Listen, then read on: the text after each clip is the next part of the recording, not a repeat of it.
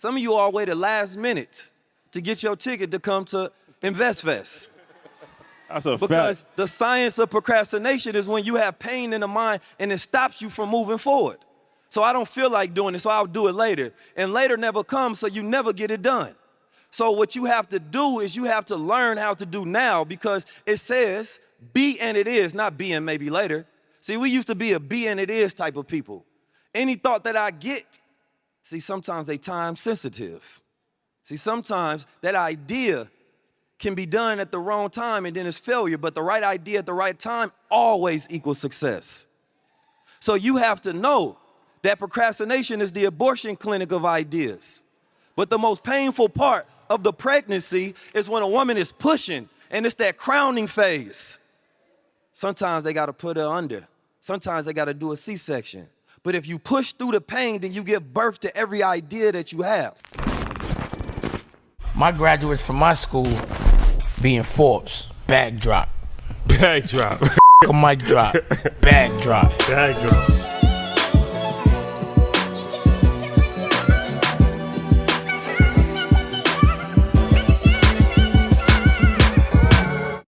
You know, the highest level of freedom is choice. In a war for focus, in a war for your attention, you have to pay attention to the things that pay you. See, every day we have a choice to indulge in the low level, or we can indulge in the what?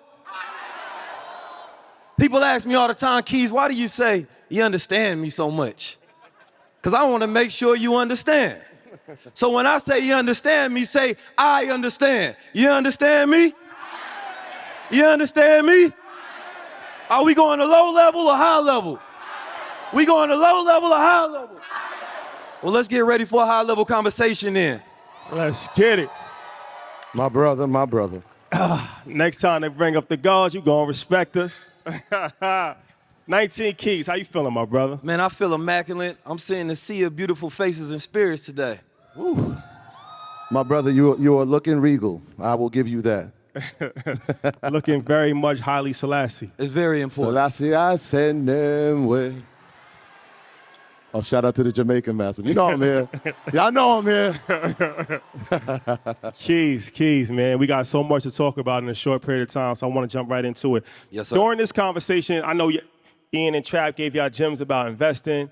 The first half was gems about real estate. But we really want to talk about entrepreneurship, systems, how to actually grow, how to scale, how to, make money in this new economy that we're in. We're about to head into a whole new era when it comes to AI, artificial and technology and all of that. And they talking about this is going to be a tsunami for our community. Mm-hmm. Not a tsunami for our community just in America, a tsunami for our community all across the world. Yes, sir. So it's very important that we equip ourselves and we're prepared for this new age technology that is already here. It's not the technology is not the future, it's right now. Yes, sir. And a new way of thinking is something that we all have to, adapt to right now. So I want to prepare people so they can go out and, change the trajectory of their families' lives forever. So let's get into it. Efficient versus effective thinking. Break that down a little bit. I believe that this comparison is the most important for people in business. There was a time in the industrial age when whoever controlled the labor force and was able to create the most work had the most power, because power is work over time. So the work that we do over time equates to our power in the field that we are in. But today it's about aggregate efficiency, the amount of energy that we put in versus the amount of energy that we get out of it. So there's an example. A lion chasing an antelope. They said that the lion has to exert 50% energy to chase the antelope. When you eat the antelope, it's supposed to absorb the heat from the animal, right? Now, let's say that that antelope only gives him 80% of energy. So therefore, he lost 50% in the hunt, so he only got 30% from the antelope. But if somebody comes and shoots the antelope in front of him and it dies right there and he eat that antelope, then he takes in that full 80%. Now he get a 130% increase. So aggregate efficiency is the same way when we're dealing with financial insecurities throughout the world. We're trying to figure out how do we stop there from being financial deserts the same way that there are food deserts. A food desert is when you don't have access to nutrient available food. A financial desert is when you don't have access to financial knowledge or someone around you have that knowledge. So when we want to think about how can we be the most efficient to teach people across the planet Earth, we want to first increase our means. The means that we utilize are machines. The machine can work harder than we ever could, right? So therefore, the efficiency is the work that we do.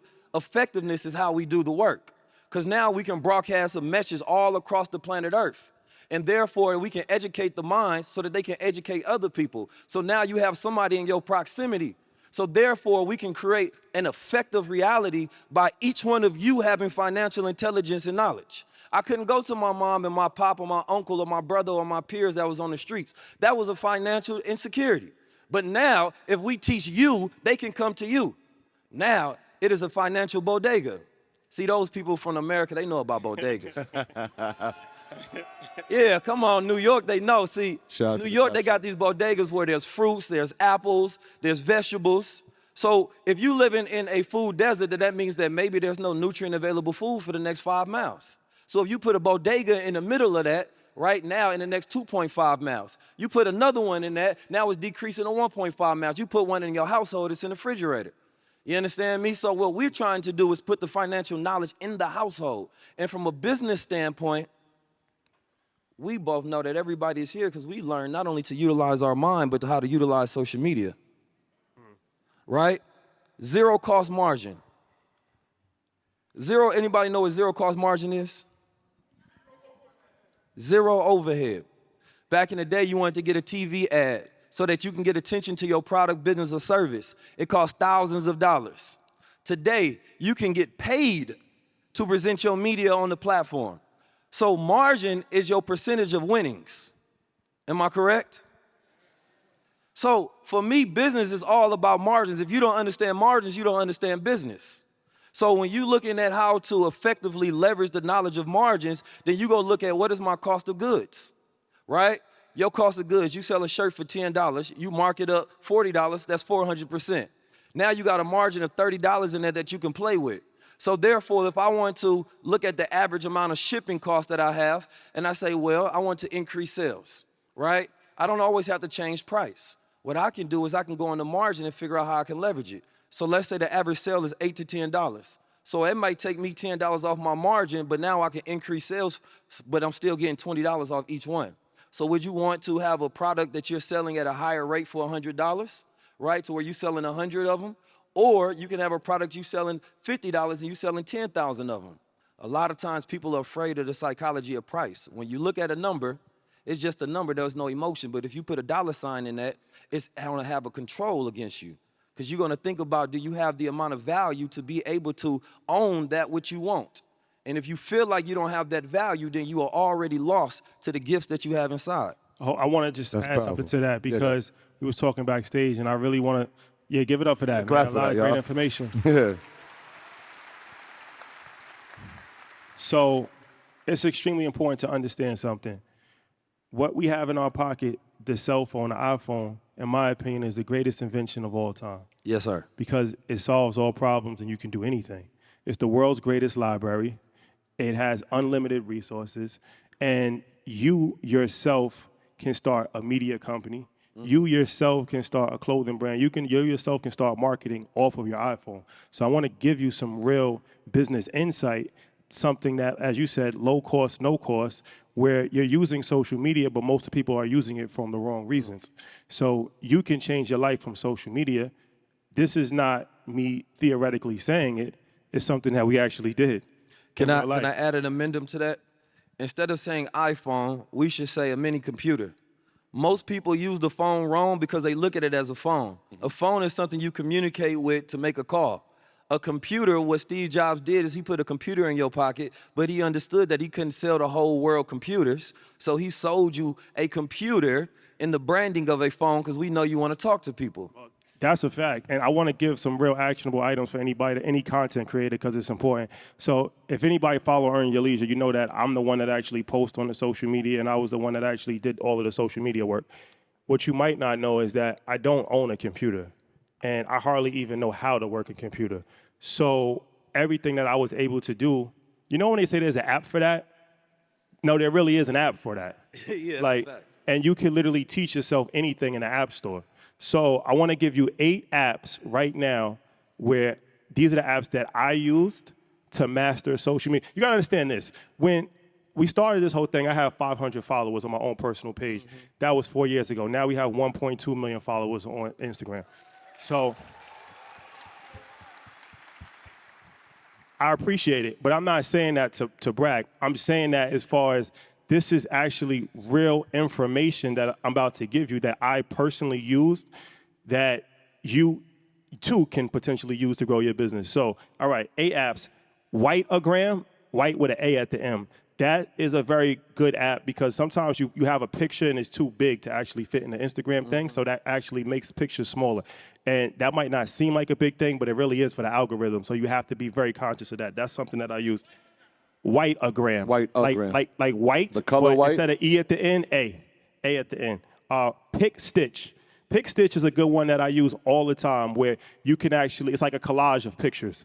So if I want to do Mark Zuckerberg and then I want to do a headline of Meta's falling, I do that a lot if you follow us, and then I'll put it on Twitter. So that has like 50 different collages that you can actually make with different pictures. That's an extremely beneficial tool as well. Splice is probably one of the most beneficial apps in the App Store. This allows you to merge videos. I use this almost every other day. Well, I'll film a video talking to 19 Keys, and I'll film another video of the crowd. I want to merge these videos because I want to make a cinematic feel. So now I'll cut the video, and then I'll put it in Spice. I'll add this video to that video. That's extremely beneficial. When you have to, a content creator is not just a random person making random stuff. You're a movie maker. You're like Spike Lee. That's how I look at it, and that's how you should look at it. They minimize things by giving them words, like an influencer. You're not an influencer, you're a world leader. Very few people in the history of the world have ever had 1 million people that follow them. That's almost less than 0.1% in the history of the world. So if you have 1 million, if you have 100,000, if you have 50,000 people that follow you, you're not an influencer, you're actually a world leader, and you have world influence. So you have to conduct yourself like a world leader and understand that everything that you post is extremely beneficial. As I said, this whole situation with me and Troy started with an iPhone. And now we're at Royal Albert Hall. Make some noise for that. Big night. Go ahead. No, he's got to finish his list. 4 more. So I'm going to run through these real quick. Vaunt. Vaunt is another good one. So you ever see when people post the videos and then they put the captions on the video? Once again, we do it all the time as well. So the captions are extremely important for videos because those are the headlines. So it's like how to make $1 million a year trucking, right? And then you want to do something provocative. But long story short, if you just post a video with no caption, that's going to lose 80% of the people because most people are lazy and most people are not going to watch a video what they don't know. So the caption has become a headline. So it's extremely important to put captions on videos. Vaunt. V-O-N-T is an app that you can write captions on videos. That's something that's extremely important for all content creators. Video Speeder is another one. Sometimes you want to speed up a video and give it that effect. That's a good video. And then Video Resizer is extremely important, especially for Reels or if you're trying to resize a video to fit Instagram. So Video Resizer is a good app. Perfect Video is another great app. That's what I use all the time. You could add music to videos. You could cut videos. It's a good. And like I said, I'm the most technology ignorant person in the world. I don't know how to use a computer. So if I can figure out how to master these apps, anybody can. Troy bought me a laptop. I never opened it. It's a company expense, trust me. So yeah. Me. And the last one is an app called Captions that allows you to put captions on your video because they say up to 70% of people that actually watch videos don't listen to it. So that's extremely important because if they're not listening to your video, then obviously they're not gaining anything. So by writing captions on the videos, even if they're not listening, they can actually read it. So all of those are 8. I actually never said this publicly before, but these are the 8 apps that I use every day, and these are the 8 apps that I've actually used to grow Earn Your Leisure to where we are now as far as one of the fastest growing media companies in the world. I hope y'all wrote them down. Keys, I'm going to say, because I feel like, especially in coming into education, when we write down lists, it actually becomes easier for us to see them and we can actually execute on them. And we had a high-level conversation the other day, and it was funny because you never know where inspiration is going to come from. I was like, yo, Keys, man, I got this brilliant idea, And you looked at me and said, yeah, you got it from me. I said, how you know I got it from you? Because I said it before. Even subconsciously, you might have heard it. I said, damn, this brother's smart. But let's talk about it because this is bigger than business, but these are like life principles. And so you got this theory of ease. And so let's break this down because I know everybody's writing. That was great 8 apps that Shai just gave. Let's continue with writing. Let's start with education and how, from a business standpoint, that could be valuable, and obviously from a life standpoint. Well, it goes towards growth, right? Education is what you learn. You understand me? And so what you learn will dictate what you can do. So when you talked about that model of effectiveness, he told you what he uses. But the game is now that you now have the knowledge, you need the access. The access is not just what it is, but how to use it, right? So the education would be, okay, Shad, I just heard you say that you built a multi-million-dollar company with 8 apps. Can you give me the game? Because otherwise, the time that it's going to take for me to learn it is going to be wild.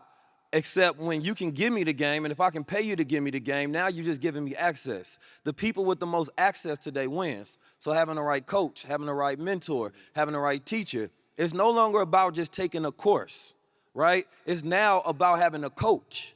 Because everybody have all this access to information, but some people are using it better because they have better access. So now everybody got social media, but some people giving them the game on how to create a media company and a business. So for me, the education is also learning how to learn, right? See, low level, well, most people think that low level means something bad. It doesn't. Low levels is just the details. So we have different type of learners. Most people cannot grasp onto the details because they don't understand the high level, which is the concept. So when you're learning anything new, you have to say, do I understand the high level first? If you do that, now you have a foundation to build on in your brain. So when we're learning, we go through this process of unlocking and relocking, because I got the keys, right? 19 of them. Now, when we reprogram it, we unlock it. So literally, neurons in our brains detach from each other. New information, new perceptions, new ideas get built into that neuron, then it relocks in. So we're so afraid of change, right? Because we want to stay the same. We feel like we're missing a piece of ourselves, but replace the word change with growth. Replace the word change with evolution, right? Because then people won't be afraid of upgrading, won't be afraid of updating. So for me, education is the most important because when I look across the spectrum of how all people build their wealth, it's based on what they know. Yeah, so the first power principle was education. Let's go to the next one, exposure. Exposure. Exposure is how vast your mind will actually be, right? Once you are exposed to something and your mind continues to grow, it will never collapse again. See, the universe expands at the rate which light are reaching areas that it never reached before. So that means that when the universe is getting expanded, it's based on light reaching new places. It's the same thing that happened in your mind. Once you gain enlightenment, now your brain has been sparked in new ways. Now it cannot be closed again. Now you've seen 3 black men on stage with the most dapperest attire on this planet Earth teaching about financial education. You've been exposed to something that will change the foundation of your reality that you walk on every single day. So now that you've seen that, you can't go back to the streets. You can't go back to the hood. You can't just go back to your apartment and not want more for yourself. See, in America, they give us the American dream, so we never comfortable with what we have. But what is the United Kingdom vision? See, vision gives you direction. But without vision, you don't know where you're going. You are blind.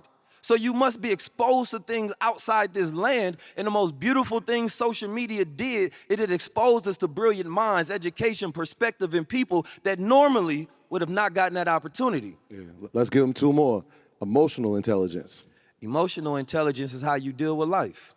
You know, I just learned that I'm a violent communicator. I know y'all probably wouldn't believe that. But violent communication goes to the theory that subconsciously we speak from a war mind to be either offensive or defensive. So I notice when I send things in short form, it lacks empathy, right? Because now a person can't properly understand me. The beauty about high-level conversations is it makes it very hard to be misunderstood because I got out the full context of my point. So when we're talking about emotional intelligence, the thing about men lack emotional experience. Women grow up dealing with their emotions more than men. So when that is the reason that they mature at a faster rate than men, right? See, Women are more equipped to deal with the low-level details. Men are more of the high-level concepts. So when we look at the difference between the type of jobs that men and women go, it's based on their emotional intelligence. So you as a man, when you learn how to deal with the spirit of yourself, then you can deal with your woman correctly, right? The problem is we get angry because we don't know how to identify the feeling.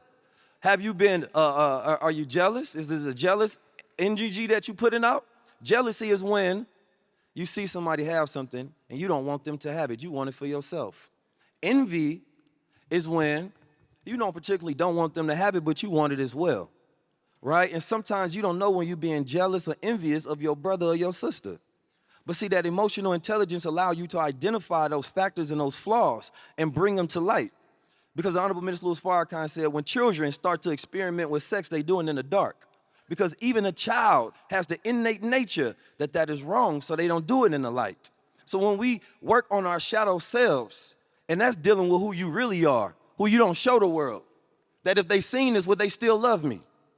But when you have the emotional intelligence to identify that and you act in a fearless manner, because courage is acting in the face of fear, not in the absence of it. So people ask me all the time, how do I become fearless? You have to act even when that feeling starts to creep up on you and try to stop you. That to me is divine emotional intelligence, not being afraid of your shadow self. Yeah. Woo. Y'all gonna learn today. I think the last one is most important, and it's something that has been a catchphrase of ours from the beginning. Information is gonna be on us, execution is gonna be on you. Mm-hmm. So everybody in this room tonight is getting the information, but talk about the power of execution. Y'all ever heard the story of the first procrastinators in history? So listen, this is what happened, right? It was one day these two brothers, they was working. They chopping up bricks for the pyramids. And they've been doing this work every single day, right? They don't take no breaks. They get the work done for the day, then they go home. And then one day, this brother, he had this team he was trying to see. So he said, how about we do this later?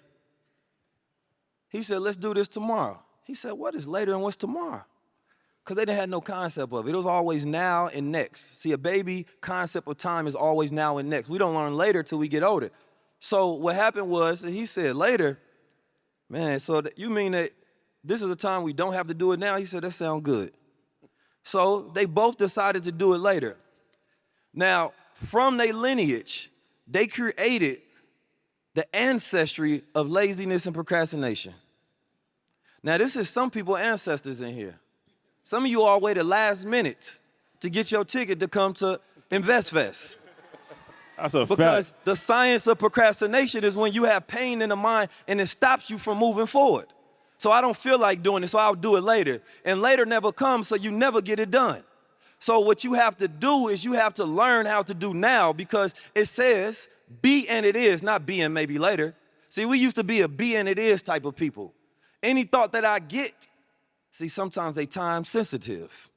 See, sometimes that idea can be done at the wrong time and then it's failure, but the right idea at the right time always equals success. So you have to know that procrastination is the abortion clinic of ideas.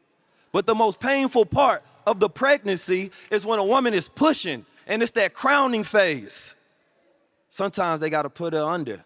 Sometimes they gotta do a C-section. But if you push through the pain, then you give birth to every idea that you have.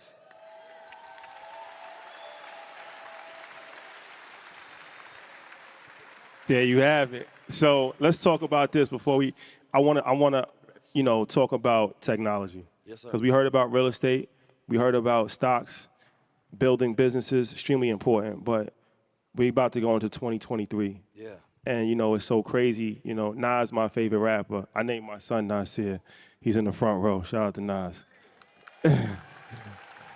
So 25 years ago, I think I Am came out, his third album. And I never forget, he had a line. He was like, niggas playing PlayStations. They building space stations on Mars, plotting civilizations. And 25 years later, it's the same thing. Yes, sir. It's the same thing. You got some people that's actually playing video games, wasting their life. And you got people like Jeff Bezos, Elon Musk, who's literally planning civilization on Mars. Like, that's happening in real time. So it's like we can't afford to be ignorant to what's going on in the world in technology, because it's not gonna wait for us, it's gonna eliminate us. When you see Tesla roll out the robot, it's not just for show, it's to eliminate a whole workforce. So talk about artificial intelligence, talk about, you know, how that is coming and how we can get ahead of the curve. Today, they have a technology that they're trying to consistently replace you, right? Because when you're talking about work, if you use machine, then you're going to be more effective, right? You can make more money, less overhead, right? So, right now, who does graphic art design in here? Anybody? We got some graphic artists in the building. Who does art in here, right? Anybody do copywriting or speeches? See, I learned if you go look at some of the thumbnails on High Level Conversation with those episodes that have millions and millions and millions and millions of views. By the way. By the way. Artificial intelligence, they created this program called Midjourney. Midjourney is when you go into the program, they put you in this Discord, and they give you access to this artificial intelligence bot. Now this bot, whatever you type in, right? So you can type in, you know, James Brown and Pixar 3D. They're going to create James Brown and Pixar 3D, right? You can type in 1 million black people in front of UFOs. They're going to render 1 million black people in front of UFOs. So this is called text to image, and it's called prompt engineering. See, we've been utilizing in our business to help us actually create thumbnails for high-level conversations, right? Also, you can utilize this in so many different features because you can type in lyrics and it will create an image for that lyric, right? You can do this in your book. Right now, who has a book? Who's an author like me? So, do your book have a ton of pictures? Original pictures, right, that nobody else have? See, this brother, he probably a part of the BWO. You gotta relax. Let me see. Actually, I respect that. That's execution. Yeah, we just spoke about that. Now listen, here's the game, right? Because one thing that I was teaching to my students, I say, well, I teach them how to turn text into a book and then creative ways on how to create that book. So one of the ways that we do is we create downloadable barcodes that can be upgraded, right? So you get an infinite book. So therefore, you buy my book one time and you may have infinite access, right, to content. So let's say every month I'm adding a new video. You go scan it on your phone, it pops up. All of a sudden, you got that video. If you want to increase the value of your book, because everybody doesn't learn by just reading. They need that visual experience to go along with it. It's the same way why everybody started taking 19 Keys high-level conversation. Shout out to Amechi for putting the B-roll in there. Now everybody got B-roll, right? And that's putting pictures in there that is a description of the things that you're talking about, like in documentaries. Documentaries are very boring, and it resets attention. But if I can create an image for everything that I'm saying, I can increase my attention span of my audience, and we can make more money, right? So what we did is we started utilizing the artificial intelligence to actually create pictures of everything that we say. So some of the B-roll that you see is actually from artificial intelligent beings, right? Then we take that same thing and we put it in books. So every 10 pages is going to have a picture of the things that we're talking about. Now, normally, because we're talking about zero marginal cost, normally that would have cost me a lot of money if I asked an artist to make original images, right, of my ideas and the things that I want to visualize. But this is going to steal jobs away from artists who don't learn how to use this technology to be more effective because they're efficient at what they do. But they also have an up and a leg up on other people because it ain't just about the platform that you use, it's about how you use it, right? But now artists can describe something in a way other people can't. They can say render in an AK. They can say put it in soft light. So now their picture is going to come out better than a layman who may just jump on and start using it. But you now can go on Fiverr. People will pay you to create images, right? And you can use artificial intelligence instead of having to use your own. So when we're talking about efficiency versus effectiveness, they're also creating text-to-speech. You can create entire copyright right now by just typing in simple words in the subject matter, and then it will download it for you. Now you can create emails. Now you can create captions, because you ain't got to use Drake no more. So, y'all know what I'm talking about. Yes, absolutely. We call this the financial revolution, right? We didn't call it an American revolution. We didn't call it a European revolution. We called it a financial revolution because we need everybody, right? Mm-hmm. The last time we were here, we talked about uniting the diaspora and spreading the message across the pond. Talk about community, right? People were like, why are you going to the UK? Why do you go to the UK? Look at this room. This is why we came to the UK. Yeah. Right? Talk about building community and leveraging community. First of all, some of the old business models that people have is create a product and then build a community around it. I believe the new business models create a community and then build a product around it. Because it's now about servicing, right? If you build a community of 1,000, 2,000, 20,000 people, now you get to ask them questions. What do you guys want? What do you guys need? You're investigating. You create a product for them. Now you got a business. So the way I would look at it, anybody rapping here do music? It's always some rappers, right? But it goes to all different arts. So what's better, having 1 million streams or having 100 core paying fans? Why? Because if every one of those fans, because this is the one thing that people don't notice, right, when they're talking about community. If I ask you who your favorite rapper is and I ask you how much money you gave them, it might be around $5, maybe $3. If you went to their concert, maybe $50. And I'm talking about over a lifetime of you loving your favorite artist, you have paid them less than you paid the liquor store, right? Because art is the most devalued commodity that was out there, especially music because of the streaming companies.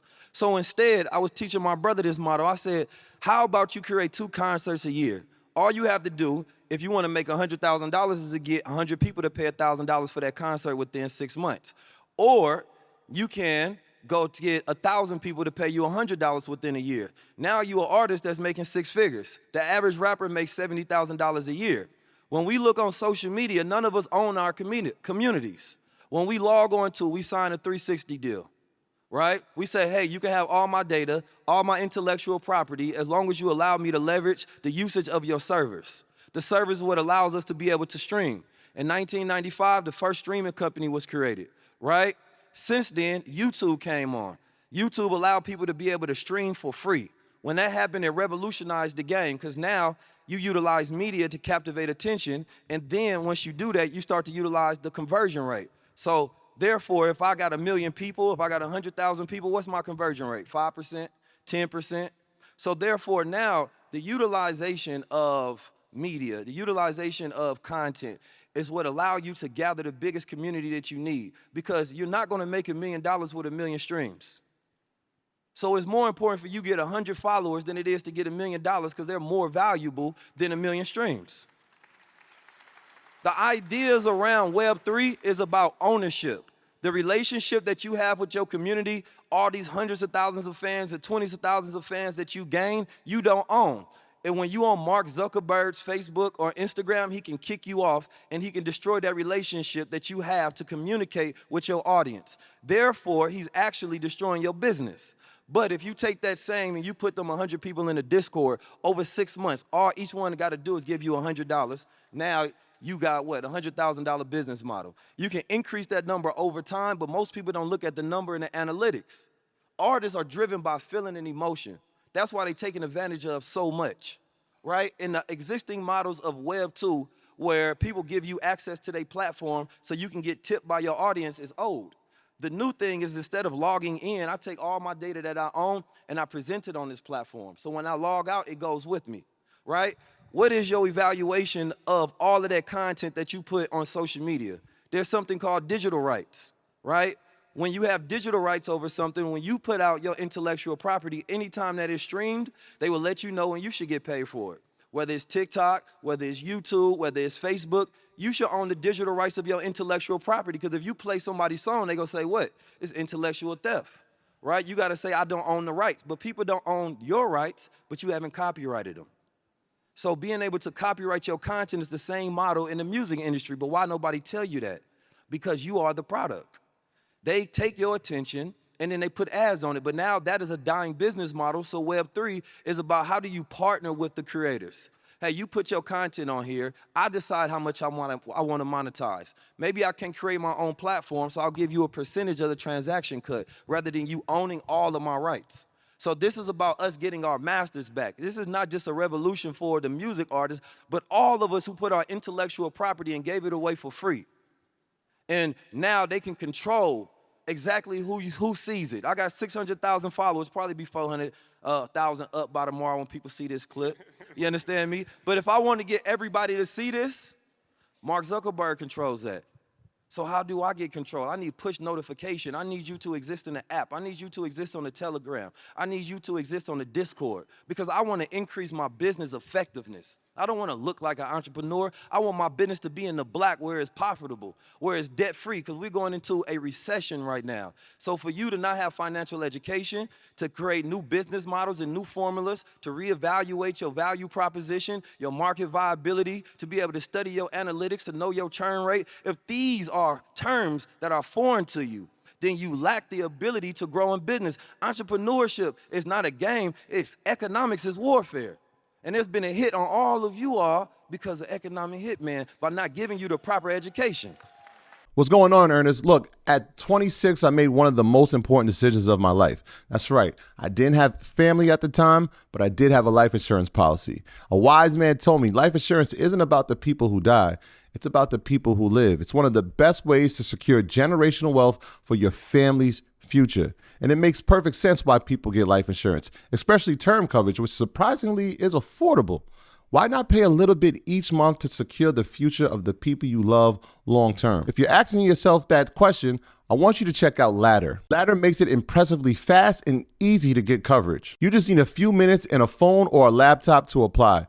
Ladder's algorithms work instantly, so you'll know right away if you're approved for coverage. No hidden fees, and you can cancel any time. And since life insurance costs more as you age, now is the time to get started. So check out Ladder today to see if you're instantly approved. Go to ladderlife.com/EYL. That's LADDER life.com/EYL. That's ladderlife.com/EYL. You know how this works. Don't wait. Don't hesitate. Secure your family's future right now. Very, very important. I love it. Before we wrap, I just want to just say something real quick.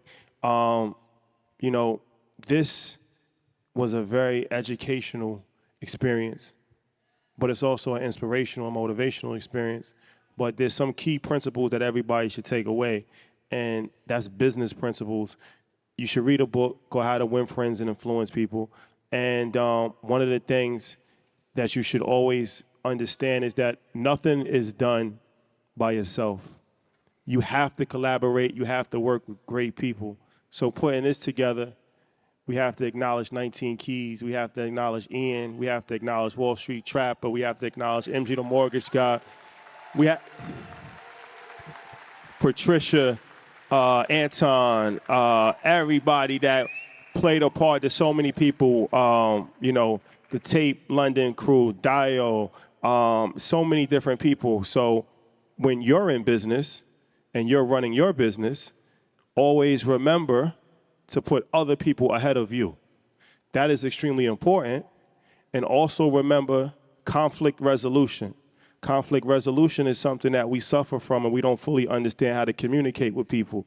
And so many businesses get torn apart, so many relationships get ended, and so many people lose their lives or end up in a penitentiary system because they don't know how to communicate with each other. So conflict resolution is extremely important, especially as men. We have to understand how do we talk to each other. Facts. We have to understand how to forgive each other. Teach. We have to understand how to say sorry. Come on, clap for that. And we have to understand how to move forward and work together. So before we wrapped, I just wanted to make that point because there's no way that this could have happened without 100 people that might not have been on the stage. And it's extremely important to acknowledge them, and it's extremely important for you to understand that because when you leave here and you're trying to start your business, if you're selfish and you're self-centered and you want all the attention for yourself, it's not gonna work.